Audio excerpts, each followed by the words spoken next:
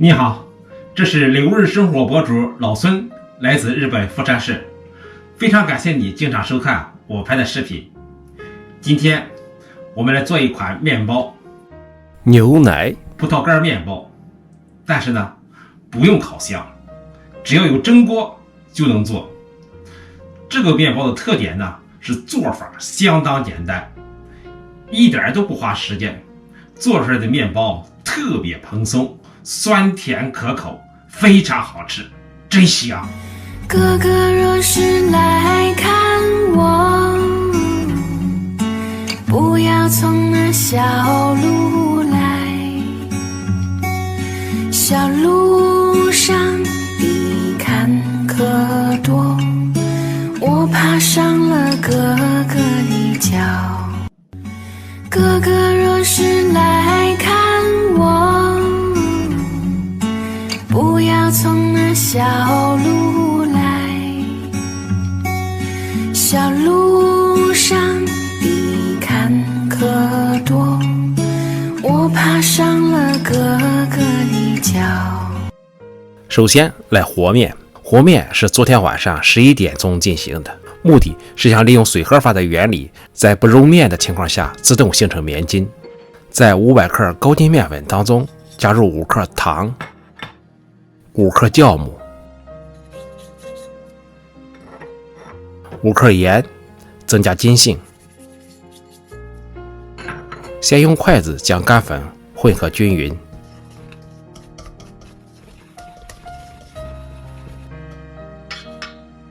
然后打入2个鸡蛋，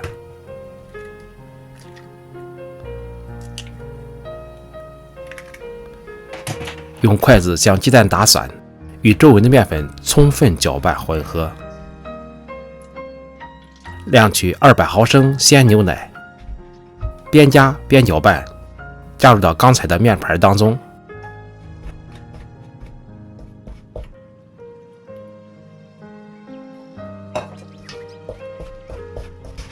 搅拌成絮状以后，加进30克植物油，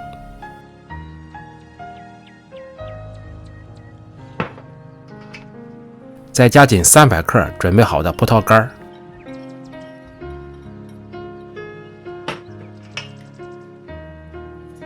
下手揉成面团。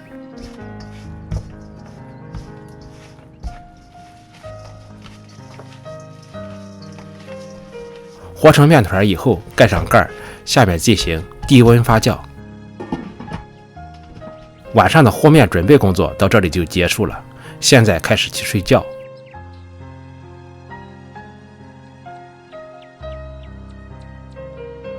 早晨6点起床之后，先来准备模具，在模具的底盘、周围以及中间都抹上一层油，这样非常容易脱模。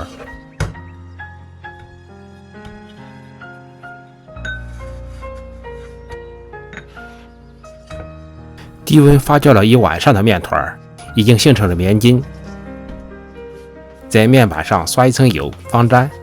这里呢不用揉面，直接将面团搓成长条，用刀分割成8个剂子，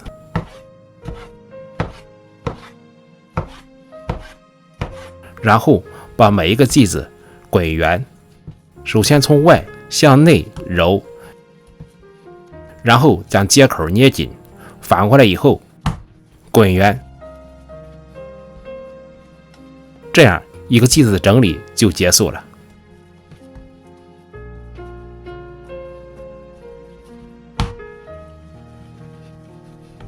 8个剂子都滚圆之后，将小面团放到刚才准备好的模具里边，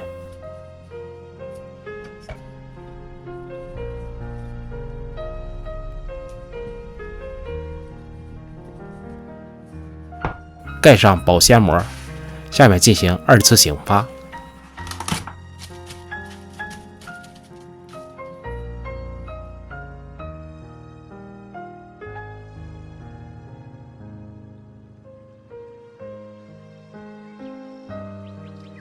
2次醒发完成之后，先来准备一个蛋黄，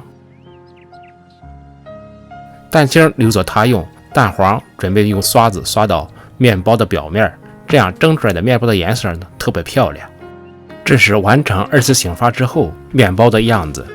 判断2次醒发是否成功，不看时间，只是看面包的体积是否比以前长大了 1.5 到2倍。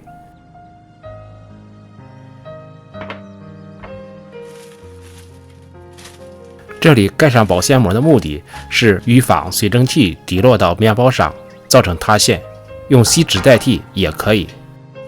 锅里添入凉水，放上篦子，将模具直接放入蒸锅中，开始点火，中火加热30分钟。我这个电磁炉一共12个档，我设置在9上，蒸了30分钟。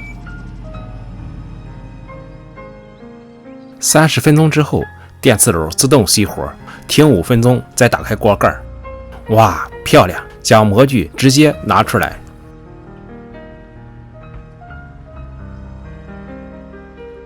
解去保鲜膜，用面包刀顺着模具的周围转一圈，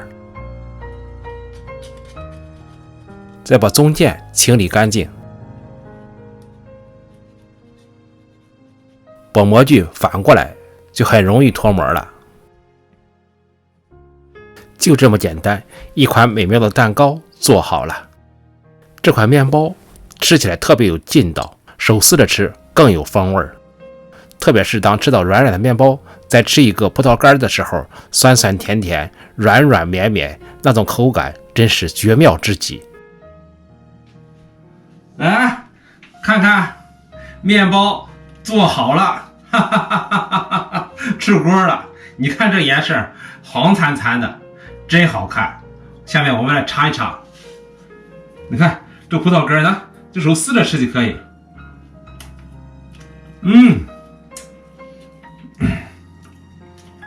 太软了，非常有嚼劲儿。葡萄干的酸甜味儿，加上小麦粉的那个嚼劲儿，那个韧性，在嘴里回味以后，真好吃，特别软，特别软。哇，这比烤箱烤的好吃啊！哈哈，真是。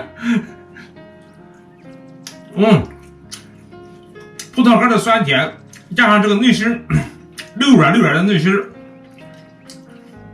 哇，这么好吃，这手撕着吃就可以吃。